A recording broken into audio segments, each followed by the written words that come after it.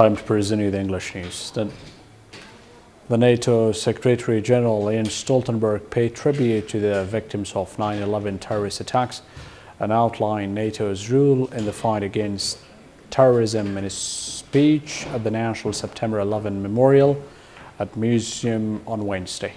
The alliance invoked its collective defense clause, Article 5 of the Washington Treaty, for the first time in support for the United States after 9/11. In days that followed 9/11, NATO plans helped to patrol American skies. Soon after, troops from NATO allies deployed to Afghanistan to prevent that country from ever again becoming a safe haven for inertial terrorists, Stoltenberg said.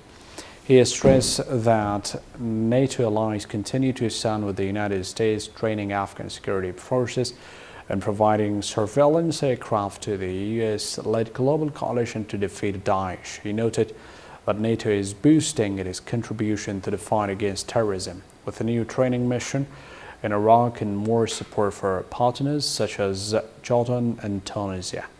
Training local forces is one of the best weapons we have in the fight against terrorism, he said.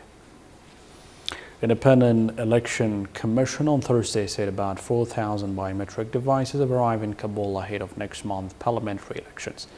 Officials said an additional 18,000 units will be delivered before October 20. Each polling station will be supplied with at least one unit, which looks similar to a mobile phone. The unit will record voter data and fingerprints so as to ensure voters only cast their ballots once. According to officials, the devices are easy to use and voter details can be added quickly. Officials also assured the public that these devices are secure and that even in the event of them being stolen, no one will be able to access the data. They say the use of this will cut down on the risk of people interfering in the election process.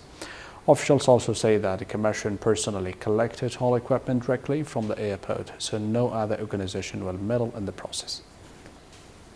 US President Donald Trump is increasingly venting frustration to his national security team about the US strategy in Afghanistan and showing renewed interest in proposal by Blackwater founder Eric Prince to privatize the war current and former senior US administration official said, as quoted in a report by NBC News. Prince's ideas with the force surfaced last year during the Trump's Afghanistan strategy review envisions replacing troops with a private military contraction who would work for a special U.S. envoy for the war who would be reported directly to the president. It has raised ethical and security concerns among senior military officials, key lawmakers and members of Trump's national security team, the report said. After Trump's strategy announcement, his advisors are worried his impatience with the Afghanistan conflict will cause him to seriously consider proposals like Prince's or abruptly order a complete U.S. withdrawal, officials said. And China has rejected accusations from President Donald Trump that Beijing is meddling in the upcoming U.S. election, with some Chinese media calling the suggestion crazy talk and others noting the remarks were just campaign strategy.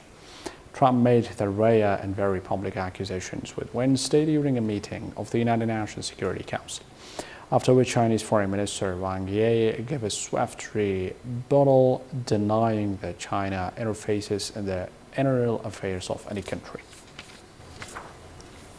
Thank you. That was a brief. Good night. Bye.